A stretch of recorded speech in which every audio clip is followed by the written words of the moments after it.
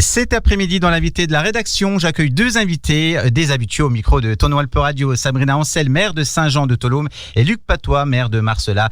Vous êtes membre aussi des élus locaux pour la défense des libertés fondamentales. Bonjour à vous. Bonjour. Alors dernièrement, vous étiez venu au studio parler de votre quotidien en tant qu'élu pendant cette crise sanitaire. Vous aviez déclaré au micro vouloir ne plus vous taire. Depuis, vous avez été invité dans plusieurs médias. Vous en êtes où actuellement ? Madame le maire. On a pas mal avancé depuis notre premier passage à la radio ici.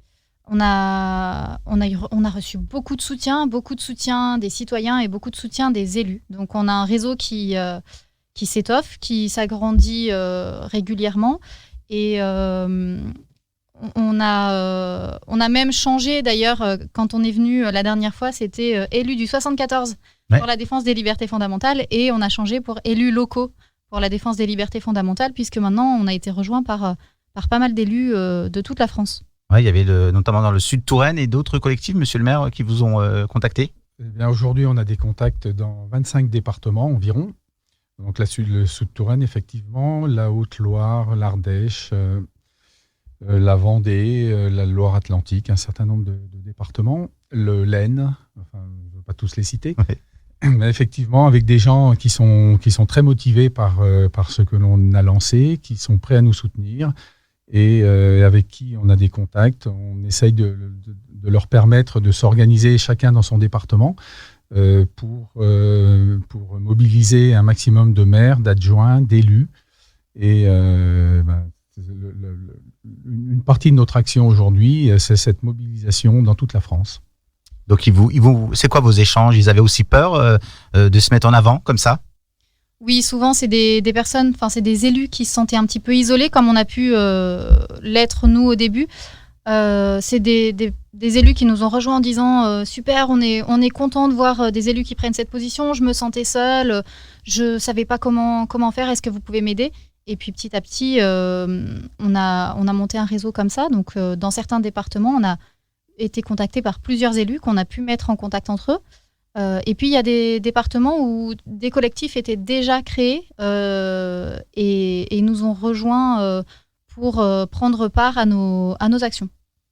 Avez-vous eu un retour de monsieur le préfet de la Haute-Savoie ? Vous aviez déposé avec votre collectif une pétition, je crois, à la préfecture.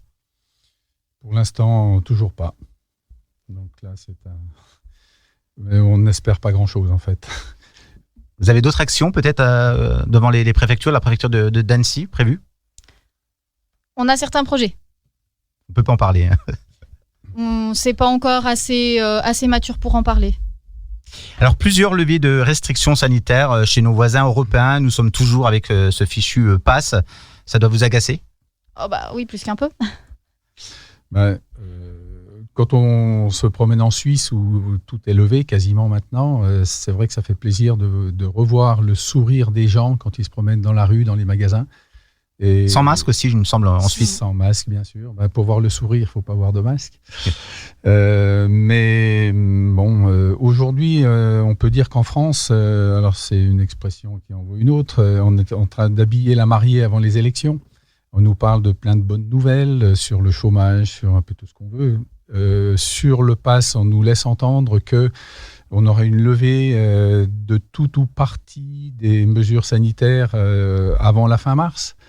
On peut se poser quelques questions sur les motivations, parce qu'on a encore aujourd'hui, on s'aperçoit qu'on utilise les chiffres qui nous intéressent pour prendre la mesure qu'on veut prendre. Et on a utilisé les morts, on a utilisé les hospitalisations, les cas contacts, le nombre total de cas qui aujourd'hui est à la baisse, effectivement, mais encore très élevé par rapport aux chiffres qu'on avait l'été dernier, par exemple.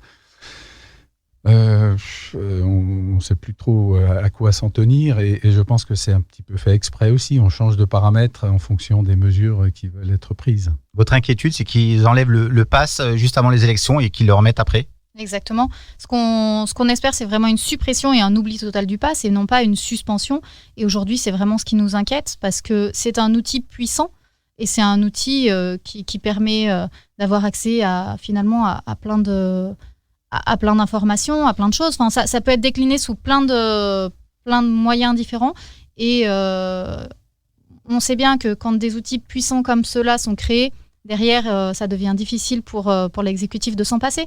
Donc, effectivement, on est inquiet sur cette pseudo-suppression du pass. Nous, ce qu'on attend, c'est pas une suspension, vraiment, je le redis, c'est un oubli total et vraiment que ce pass et que tous les outils qui s'y apparentent soient définitivement mis au placard.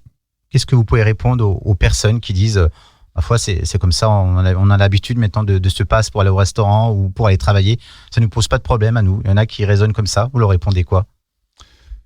Eh bien, il faut avoir l'esprit critique, un minimum d'esprit critique, qui aujourd'hui en a pris un sacré coup parce que les gens n'osent plus même simplement réfléchir. Il faut d'abord s'informer, avoir une information complète de la situation. On a aujourd'hui une commission d'enquête qui est menée par le Sénat, qui auditionne un certain nombre de personnalités. Moi, j'ai écouté l'autre jour une épidémiologiste, Alice Desbioles, qui avait un discours très convaincant et qui a complètement démoli toutes les mesures sanitaires qui ont pu être prises depuis 2 ans. C'est assez impressionnant. Et pour moi, il est nécessaire d'entendre la totalité des scientifiques, enfin, pas simplement ceux qui prennent des positions pour le gouvernement. Puis ensuite, il faut avoir un peu de bon sens, un peu de réflexion personnelle et un peu de bon sens. Et on se fait une opinion. Mais c'est vrai que c'est très difficile avec les méthodes qui sont employées aujourd'hui. Il faut avoir un peu de caractère. Et encore, je crois, des personnels suspendus qui n'ont pas reçu la 3e dose. On en parle moins dans les médias, mais ça arrive encore. Oui, tout à fait. Il y a encore eu une nouvelle vague de suspension au 15 février. Ceux qui ont refusé la 3e dose. Donc là, ça devient catastrophique. C'était déjà catastrophique avant. On avait des endroits où des populations étaient complètement privées de médecins, et notamment de médecins généralistes. Et là, ça s'empire. On voit des lits fermés dans des hôpitaux, dans des EHPAD par manque de personnel. On voit des situations qui deviennent de plus en plus graves.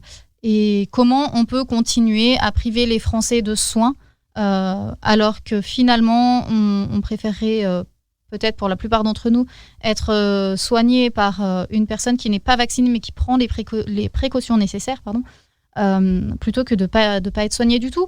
En lien avec le collectif du Sud Touraine qui a été monté à la base pour le soutien aux soignants suspendus, on a appris par exemple que dans 2 villages voisins, 2 médecins généralistes ont été suspendus et qu'ils ont été privés d'être remplacés. Ils ont été privés de faire de la téléconsultation parce que ça leur permettait d'avoir des petites rentrées d'argent alors qu'ils étaient suspendus. Mais ce qui est grave, c'est que ça prive les gens de soins, ça prive les gens de recevoir leur traitement.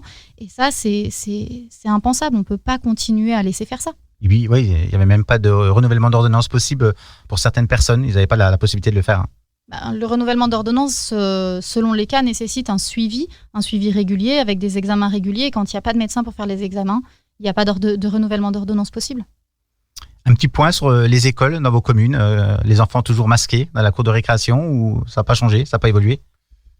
Eh bien, à partir de ce matin, pour ceux qui rentrent, qui ont fait leur rentrée, apparemment le masque n'est plus obligatoire en récréation, ni en extérieur. Donc, nous, on attend la semaine prochaine, puisque nos enfants sont toujours en vacances. Alors on présente ça comme une grande avancée, mais quand on réalise ce que ça peut être de porter un masque en extérieur pour faire des jeux, on nous présente les choses comme on veut nous les présenter, mais heureusement que cette obligation de masque à l'extérieur va être supprimée, parce qu'on attend la suite maintenant. Les enfants, c'est catastrophique. C'est encore compliqué, je pense, dans les écoles. Pour ma part, avant les vacances scolaires, j'ai décidé d'abandonner le protocole à la cantine. Un protocole qui était devenu extrêmement lourd. On a tout essayé pour respecter ce qui était demandé par le gouvernement. On a réquisitionné la salle de motricité, on a augmenté l'effectif de personnel, on a même décidé sur nos 4 classes de primaire de faire manger une classe chaque jour des sandwichs dans la salle du conseil municipal pour avoir l'espace suffisant dans la cantine pour accueillir tout le monde. Et c'était épuisant pour le personnel puisqu'on avait un encadrant par groupe classe, puisqu'on ne devait pas brasser et mélanger les classes. Donc vraiment quelque chose d'épuisant parce que à partir du moment où quelqu'un manque, on n'a pas de surveillant, pas d'encadrant pour un groupe. Donc je me suis retrouvée moi-même plusieurs fois à faire le service de la cantine, mon secrétaire de mairie aussi. Alors c'est super, on adore être au contact des enfants, mais c'est épuisant à la longue et surtout le personnel est sur les rotules, stressé le matin de savoir qui va manquer, comment on va faire. Donc au bout d'un moment c'est plus possible, on n'y arrive plus. Donc j'ai décidé de tout abandonner et de revenir à un service classique. Donc c'est tombé finalement avec l'allègement des mesures, donc hurrah, mais c'est des solutions qu'on ne peut pas tenir sur la durée. Au début, ça devait être très temporaire. Là, ça fait 2 ans qu'on jongle comme on peut, et vraiment, ça ne fonctionne plus. Vous attendez quand même l'élection présidentielle à grands pas, parce qu'on nous annonce que le pass sera plus là. C'est un espoir quand même. On voit que ça est en train de disparaître tout doucement, je pense aussi. Pour l'instant, on en est au parrainage. C'est très compliqué parce qu'on est sollicité par plein de, on va pas dire petits candidats, mais des candidats qui n'ont pas la chance d'avoir des partis qui leur permettent d'avoir aujourd'hui 1500 ou 2000 parrainages. Il y en a un certain nombre qui qui se sont engagés à défendre les libertés fondamentales comme on s'est engagé à le faire.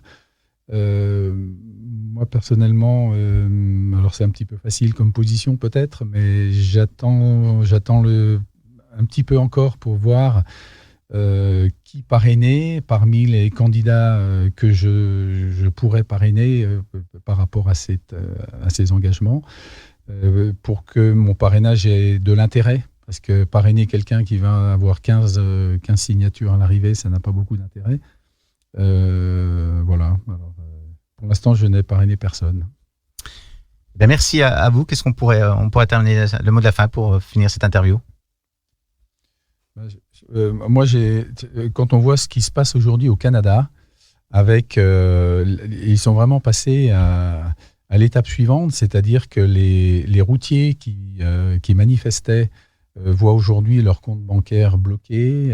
Ils sont passés à une étape d'après. Effectivement, ouais. Et tout ce qu'on espère, c'est que ça ne nous arrivera pas à nous. Et pour cela, il faut être très vigilant, à la fois les élus, les citoyens, et créer des liens entre nous, se fédérer pour montrer que on va résister à tout ça. Si ça devait nous arriver après les élections présidentielles, parce que là, comme on le disait tout à l'heure, on va avoir un petit peu d'air peut-être. Eh ben merci à vous. Je le rappelle aux auditeurs, vous êtes Sabrina Ancel, maire de Saint-Jean-de-Tholome, et Luc Patois, maire de Marcella. Vous êtes membre des élus locaux pour la défense des libertés fondamentales. Merci à vous. Merci beaucoup. Merci.